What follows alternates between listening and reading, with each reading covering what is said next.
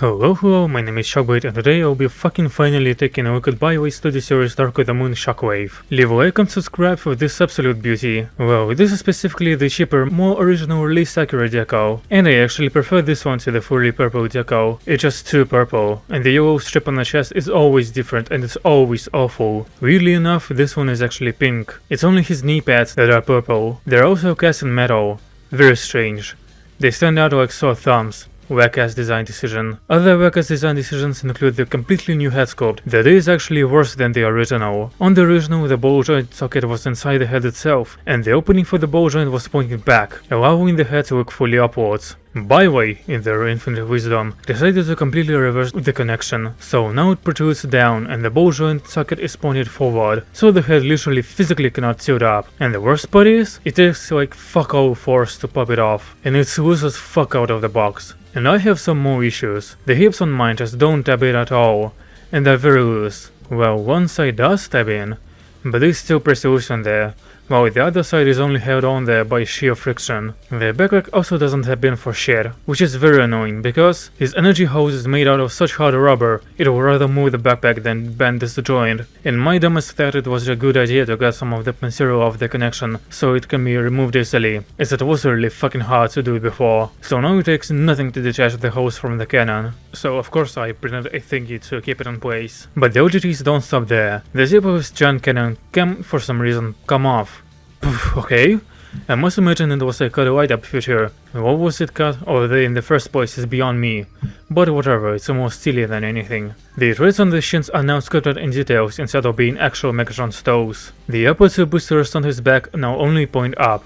Not up and out, just up. The combat pack on the forearm blade is moved to be somewhere in the deepest darkest recesses of hell, forcing you to use the outward forearm port because the blade just doesn't fit being underslung, which annoyed me so much I printed this adapter piece to relocate it in a more sane place. You can swallow his hand without it being tilted in all the way, and the only reason I now can is because I cut off some plastic, which I recommend you do as well, as it doesn't inhibit the looks like at all. And speaking of the hand, well, this code gave him an actually articulated wrist. The fingers still suck dick. For some reason not only are they ball jointed at the base with no secondary joints anywhere else, but the pinky finger is also not on the same fucking plane as the other two fingers, so you just can't do shit with these fingers. Like, yeah, I get it, the hose has to be hard rubber. But if you're gonna make the blade out of hard plastics, then surely the ankle spikes also should be plastic. Okay, so that's always fucking awful then, right? You might ask. And you'll be completely wrong. Yeah, despite all that bullshit, I still can't say it's terrible. I mean, just fucking look at it, bro. Every time I glance on it, it makes me unbelievably happy. They even made his biceps beefier. Fucking hell. Oh, that, and I haven't even begun on the second bullet point in my review structure. As for Kibo, there isn't any. Oh, except maybe these things on his feet. But the design should indeed have some bushing in this spot. But he also has the threads on the backs of his legs, which shouldn't be there. He is quite smaller than I hoped he'd be. He's barely any bigger than Revenge of the Fallen Megatrons, he's a partial off. Still bigger than Optimus, but I'd love for it to be bigger. You feel me? For circulation, get a bulging head that can look up on the original, but can't on the Baiwei knockoff. There's also two joints in the neck which are helpful. Full shoulder swivel, arms go out 90 degrees, bicep swivels, 90 elbow bend, wrist swivels, goes in, and the hand has fingers, but you can't really do anything with them, so I'm only giving it half points. Hips go forward high as fuck, back higher than usual, out very slightly less than usual, but it's so slightly it barely is, and barely counts. Thigh swivel. Deceptive knee that bends more than 90, but effectively only bends 90.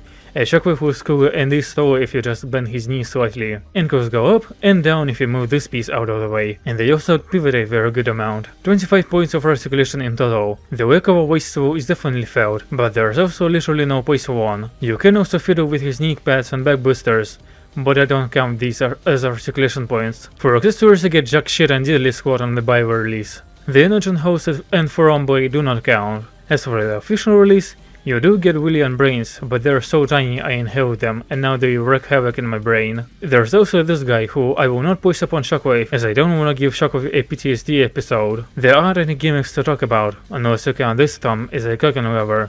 So let's get straight into the transformation. It's really basic and mind-numbing.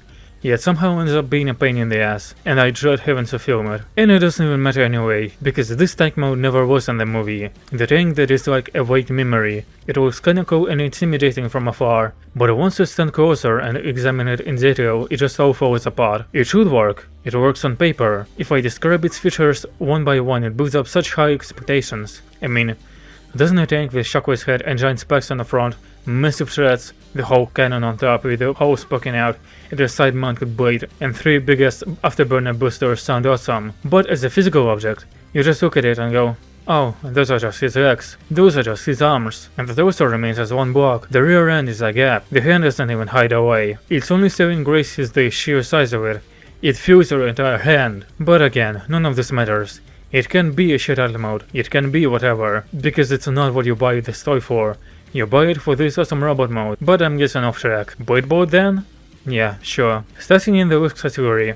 For accuracy, give it an 8. It should be a 10, but it releases Megatron spots, and those do stand out. For robot mode, give it a 9. I must admit, I'm biased, but like, look at it. For light mode, I give it a 4. Mire on the side is still functional, it kinda looks cool, but it's so lazy and it's not coherent enough. For cool factor, I give it a 10. Again, just look at it. For cable management, I give it a 8. Play category next. For articulation, I give it a 7. The inability to turn the waist around or make him look straight up hammers this score. For transformation, I give it a 2. It's not any harder or easier than CW figures I've previously looked at, but it is more annoying. For gimmicks, I give it a 1. My man got no gimmicks. You don't even get the parachute guy with the Baiwei release, and the option to have his forearm blade be mounted on the outside of the forearm is just that, an option. For accessories, I give it a 1.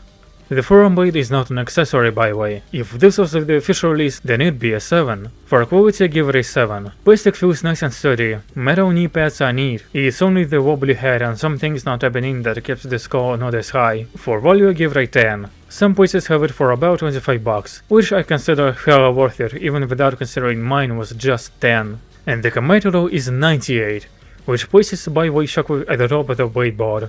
Fucking hell, that was exhausting. Exhausting to script, to voice, to film, to edit. True, actually. I also have some IRL shit happening that just keeps my mood down, but no one cares about that. But we plow through. I'm not going anywhere. And on that note, goodbye, the video's over.